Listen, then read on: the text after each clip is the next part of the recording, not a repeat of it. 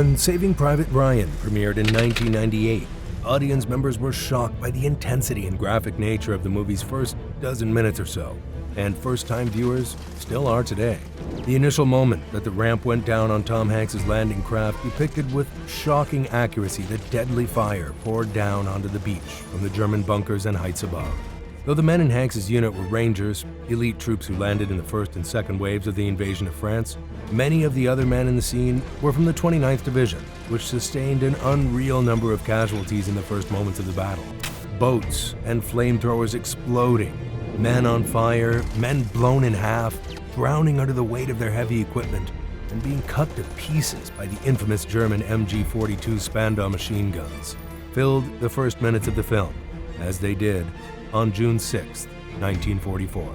But fortunately, Hanks, Rangers, and others seized an important draw, a gap between dunes, within minutes, allowing the Americans to penetrate the German first line of defense in about 10 minutes. Think for a moment how intense and horrifying the first minutes of the film were. Now, here's the real story. Men didn't start heading up to the draws leading off Omaha Beach until about noon, hours after they and 3 other waves of men landed. All the while, the same carnage that took place in those first Hollywood minutes lasted hours. Hours. Welcome to History on Fleek. Today we're going to tell you about some horrifying stories of World War II's D-Day invasion. Operation Overlord. In case you didn't know, the Allied invasion of France was called Operation Overlord. Within Overlord were an outstanding array of different moving parts: logistics, naval operations, air operations, intelligence gathering and analysis, sabotage, untold hours of gathering men and training, the airborne operation landing troops behind German lines, and of course, the tens of thousands of men who would land on the 5 designated beaches. The Allied forces, primarily British, Canadian, and other British Imperial troops, but joined by sizable contingents from the many occupied countries of Europe, landed on the beaches codenamed Gold, Juno, and Sword. To the southwest of the British beaches were the American beaches of Omaha and Utah. The numbers are staggering: over 5,300 ships and landing craft, carrying and supporting over 150,000 men over the channel on the first day alone. On the night of June 5th, about 20,000 Allied airborne troops landed inland, tasked with taking critical road junctions, towns, and bridges, and sowing confusion behind German lines. The American National D-Day Memorial Foundation, located in Bedford, Virginia, has done an exhaustive study on the number of Allied troops who fell on June 6th. 4,414 soldiers, sailors, Coast Guard men, and airmen. Bedford, Virginia is the appropriate place for this memorial, as an entire company of men from that small town was wiped out in moments in the first minutes of the landings. In the movie Saving Private Ryan, most men other than the Rangers that Tom Hanks commands are from the 29th Division, the Blue and Gray, of which the men from Bedford were a part. Some Allied planners, including General Eisenhower, thought it possible the invasion would be a disaster. German defenses, many men with no combat experience, and more all led the general to write a letter of resignation in case the operation failed. And while the invasion did not fail, it also did not meet many of the goals its commanders had set for it. The men of the invasion force and the millions or so men behind it had some tough fighting in Normandy's hedgerow country ahead of them, until late July when Operation Cobra began to push the Germans back towards Paris. By the way, hedgerows were and are the ancient property lines or windbreaks between fields in Normandy, made of trees, shrubs, thorns, and high, tightly packed earthworks that have been in place for hundreds of years.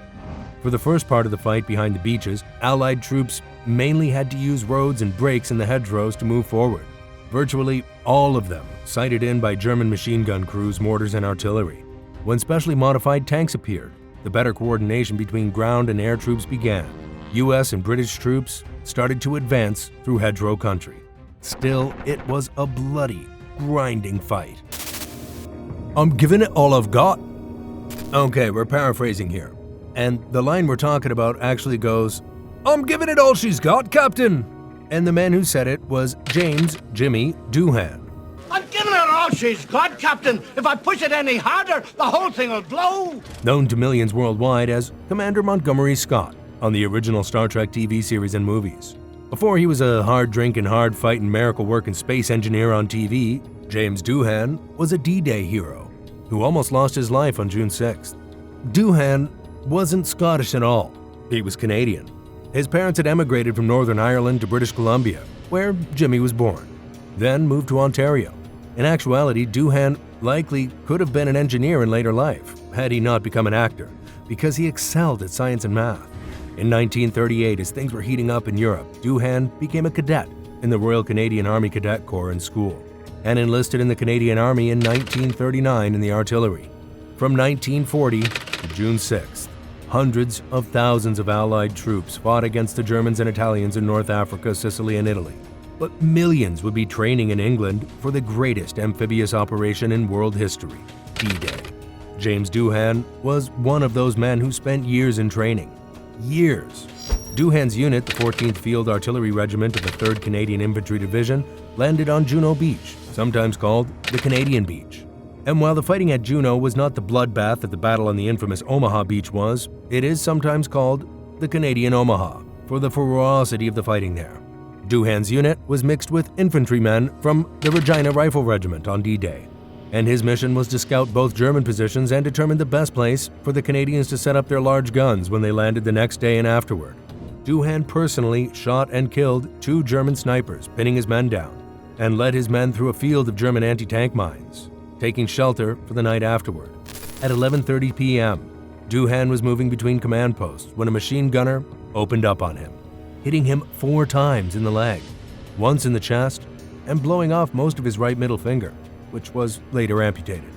Look carefully on Star Trek. You rarely see Scotty's right hand. In the famous episode, Trouble with Tribbles, Scotty lays into a Klingon, using only his left hand during a fistfight. Doohan was very self-conscious about that finger. By the way, the man firing the machine gun was a fellow Canadian who panicked and opened fire on his officer. That might have been enough for most men, but after making an almost complete recovery, Jimmy became an artillery spotter pilot, flying low and slow over German lines and radioing targets back to the big guns behind the lines. Jimmy was never in the Royal Canadian Air Force, but many people who served with him called him the craziest pilot in the Canadian Air Force for what he would do in the air. One of those was fastening bazookas to the wings of his plane and attacking German gun crews on the ground, something his aircraft was not designed for. Before he became a TV hero, Scotty was a real-life one. Before Saving Private Ryan, there was The Longest Day. In 1959, author Cornelius Ryan published The Longest Day about the D-Day invasion. 3 years later, famous Hollywood producer Darryl Zanuck released the movie version, starring virtually every major star in Hollywood and England, including John Wayne, Richard Burton, Henry Fonda, and many more. One interesting thing about the book and movie is their look into what the Germans were doing and thinking in the days and hours before D-Day. To say that the over 750,000 Germans waiting in different areas of France were tense in June 1944 is putting it mildly. Everyone knew the invasion was coming. They didn't know precisely where, and the Allies did everything they could to ensure the Germans didn't find out. An entire fictional army was set up around the man the Germans believed was the best American commander, General George Patton, along with fake radio messages of all kinds, fake wooden and inflatable tanks, guns, and planes for German observation planes to see, and by the way, some were intentionally allowed to fly over so they would bring back visual proof rather than hearsay. The Allies concentrated their bombing campaign on an area of France they had no intention of invading, Le Pas-de-Calais, the closest part of France to England, hoping to mislead the Germans, who believed that was where the invasion would come. In response to the Allied threat, the Germans had built what Hitler called the Atlantic Wall, which in theory ran from occupied Norway along the Dutch and Belgian coasts and down along the French coast to the Spanish border. It's an old military maxim: if you try to defend everywhere, you'll defend nowhere. German troops were stretched so thin between manning the positions on the Atlantic Wall, occupying most of Europe, and most importantly, fighting the Soviets on the Eastern Front, that many of the troops defending the French and Norman coasts weren't German at all. Some were Russians who'd been taken prisoner by the Germans and given a choice: fight for us or die in the camps. There were also some Poles and several Asian troops from the Russian Far East who had been given the same choice as all other Soviets. The core of German defenses were the scores of thick bunkers, the extensive minefields, and beach obstacles that dotted the coastlines of France in particular. On Omaha Beach, the main German unit was the 352nd Infantry Division, a mixed bag of German veterans, draftees with no experience, and several foreign conscripts.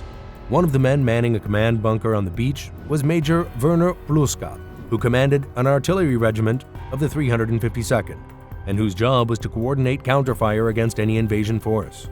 The Germans had been on edge for a month or so leading up to the invasion, spending long days and nights looking out to sea waiting for the invasion. By June 6th, many German troops had fallen into a routine. Look out to sea occasionally, go to sleep. Look out to sea, eat. Look out to sea, clean your weapons. The Longest Day is a great movie, but it's not action-packed like many of today's war movies and hasn't aged well. However, there are a few scenes that hold up really well. One of them is the true story of how Major Pluskat looked out over his bunker and saw 5,000 ships heading directly for me as he tried to tell his disbelieving commander right before the largest invasion fleet in history opened fire. After the massive shelling that began D-Day, Pluskat wasn't seen again, but he survived, fighting until he surrendered to U.S. troops near Magdeburg, Germany, in April 1945. Matt Urban. By the time of the invasion of Normandy, U.S. Captain Matt Urban had already earned a Purple Heart and 2 Silver Stars for his actions in North Africa. Urban was a natural soldier, and in the Normandy campaign, he would prove it again and again. D-Day was one day, but the campaign near the beaches and in the hedgerows, towns, and the one large Norman city of Caen, which British and Allied troops fought for weeks, the battle for beachheads in Normandy itself seemed to go on forever. Urban landed on Utah Beach on D+7, 7 days after the landings. Urban was leading Company F of the 60th Infantry Regiment of the 90th Infantry Division, the Tough Hombres, made up largely of men from Texas and the Southwest. On June 14th, exactly 79 years ago as we write, Urban's unit was held up outside the town of Renouf by German small arms and tank fire. No one was moving, men were falling all around him, and the unit was in danger of being wiped out when Captain Urban grabbed the bazooka, gathered another man to carry its ammunition, and worked his way through some hedgerows to get close to the German tanks. Bazookas were an effective weapon from 40 yards or so, providing the German tanks weren't tigers or panthers or facing directly at the man firing the weapon. Urban actually drew fire away from his men and destroyed 2 tanks with 1 round each. As they assaulted another German-held village, Urban was seriously wounded in the leg by German shrapnel. Told he needed to be sent to the rear by the medics. He refused, and at 5 a.m. the next morning, he led another attack, but was wounded yet again an hour later. This time he was evacuated to England. However, in mid-July, Urban was in a hospital in England where he met another man from his unit who told the captain of the heavy casualties his men were taking in France. With that, Urban packed up his stuff, left the hospital without orders, making his way back to Normandy with the thousands of reinforcements pouring into France every day. When he arrived in the area where his men were holding the line, they saw him, limping up the road, all smiles and raring to lead the attack, as one of his men later put it. After the war, Urban said, "I was full of anger, remorse, and despair. I'd seen my men mutilated, chopped up. I was seeking revenge. I was like a tiger. It was all bubbling up inside me, and it exploded." The first thing he did was pull a man from a burning tank. Then he gathered 2 tank men whose vehicles had been immobilized or destroyed. A third American tank was immobilized but had functioning weapons. And Urban took 2 tankers up a hill to the vehicle, whose crew was sheltering inside. Those 2 heroic men were shot and killed. But Urban boarded the tank, assumed command, and began firing the tank's 50 cal turret gun at the German positions nearby and directed the tank's gunner to open fire as well. Between August 2nd and August 15th, Urban was wounded 2 more times, and in September was seriously wounded in the throat in a crossing of the Meuse River in Belgium. Though he was recommended for the Medal of Honor, bureaucracy and time seemed to work against Urban's receiving the honor. Until 1980, when President Jimmy Carter put America's highest military honor around his neck. This is History on Fleek, and we'll see you next time.